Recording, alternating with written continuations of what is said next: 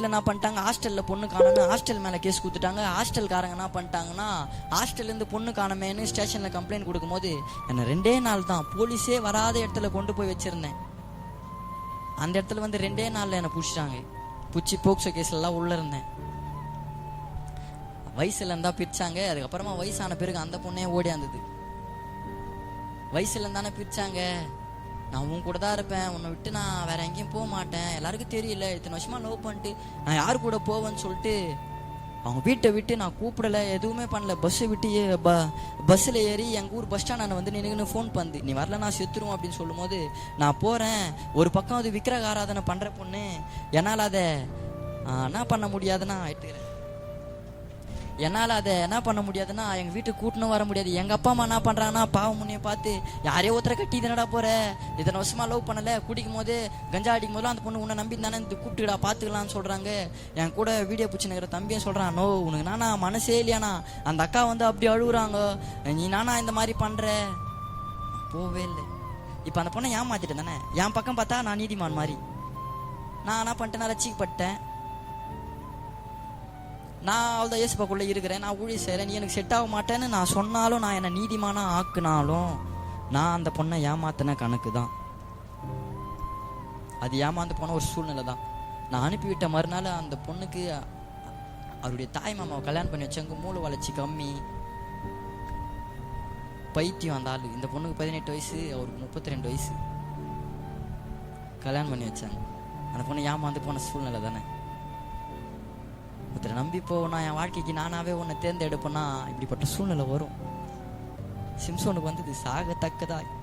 யாருக்கிட்ட போய் அழுவுதே தெரியல. என் சொந்த பந்தமே சபிக்கிறாங்க, ஊழியம் சேரல, நிச்சயமா பாரு நீ ஆண்டவர்கிட்ட பதில் சொல்லுவேன், அந்த பொண்ணை நீ இந்த மாதிரி பண்ணிட்டல, யாருக்கிட்ட போய் சொல்ற தெரியல. எங்க அம்மா கிட்ட எழுப்பி கேட்குறேம்மா, நானாமா தப்பு பண்ணிட்டேன், நானாமா ஏமாத்திட்டேன் அப்படின்னு கேட்கும் போது, நீ என்னடா பண்ண, அவங்க வீட்டில் தரல, அதுக்கு நம்ம என்னடா பண்ண முடியும், விட்றா அப்படின்னு சொல்லும் போது என் கூட இருக்கிற பசங்களே ஒரு மாதிரி பேச ஆரம்பிச்சானுங்க. யாருக்கிட்ட போனா அதுல இருந்து நான் வெளியே வருவேன்னு தெரிய முடியாம சர்ச்சி சாவி வாங்கி சர்ச்சில் போய் விழுந்து கிடந்து அழுதேன். நான் உனக்கு மனசே இல்லைன்னு சொன்னாலே தம்பி, அவன் வந்து நான் அழுறத பார்த்துட்டு, நான் உன்னா அது போனா போட்டோம், இதுக்கப்புறம் நீ அழாத அனுப்பிவிட்டேன். அதுக்கப்புறமா அந்த பொண்ணு என் பக்கம் வரல. எதுக்கு தெரியுமா சொல்கிறேன், எல்லாத்தையும் அவர் மாற்றுவார். யார்கிட்ட சொல்கிறதுன்னு தெரியல, அவர்கிட்ட போய் சொல்லிட்டு அழுதேன், மாற்றினார் எல்லாத்தையும். சிம்சோன் அவராகவே போய் சூஸ் பண்ணாரு.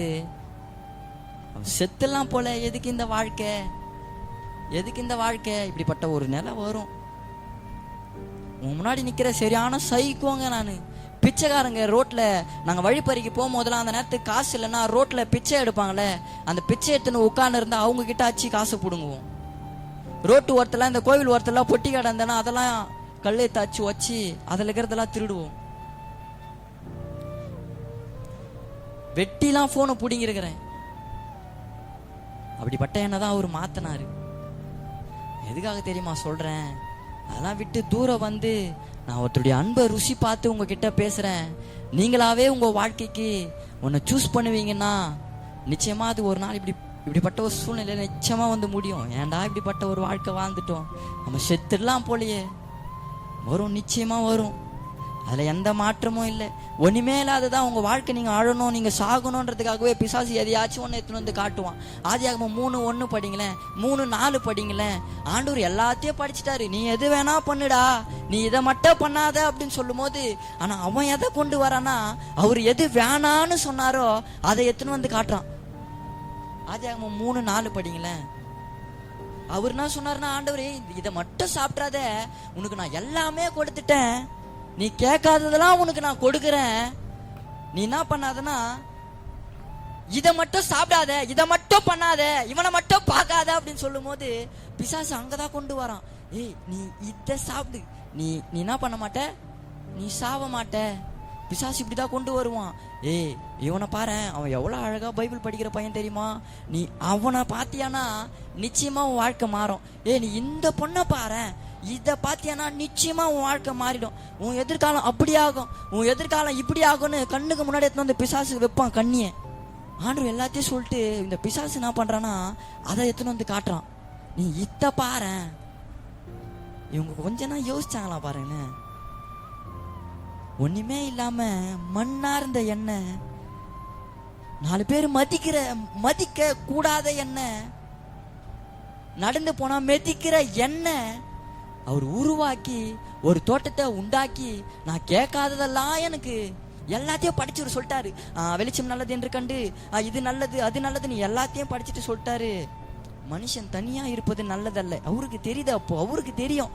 எல்லாத்தையும் படிச்சு நீங்க ஆதியாகமம் எடுத்து படிச்சு பாருங்களேன், நல்லது நல்லது நல்லது நல்லதுன்னு வரும்.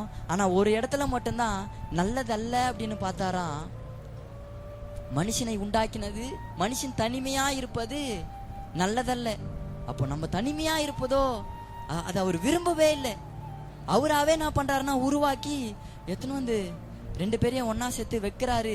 அப்படி வச்சோம் என்ன பண்றாங்கன்னா கொஞ்சம் கூட யோசிக்காம பிசாசு எதையோ ஒண்ணு காட்டினான்றதுக்காக தன்னை படைச்ச அந்த தெய்வத்தை, தன்னை ரட்சிப்பின் பாதையில நடத்தின அந்த தெய்வத்தை மறந்து அந்த கனியை பாக்குறாங்க. இன்னைக்கு நம்ம மத்தவங்களை பார்க்க காரணம் என்ன தெரியுமா? நம்மளை ரட்சித்த அந்த தெய்வத்தை நம்ம பாக்குறது இல்லை. எத்தனை பேர் தெரியுமா, ஏன் என் ஃப்ரெண்டு செத்தால, அவன் கூட நானும் செத்து இருந்தா என்ன, நானும் செத்து இருக்கலாமே, ஆனா என்ன வச்சிருக்காருல, நம்மளை வச்சுன்னு இருக்காருல, நம்ம அதை யோசிக்கிறோமா? எல்லாருமே பாப்பல நம்ம ஃப்ரெண்டுங்க எத்தனை பேர் இறந்துருப்பாங்க, நம்ம ஃப்ரெண்டுங்க எத்தனையோ பேர் எத்தனையோ விதமா இருக்கும்போது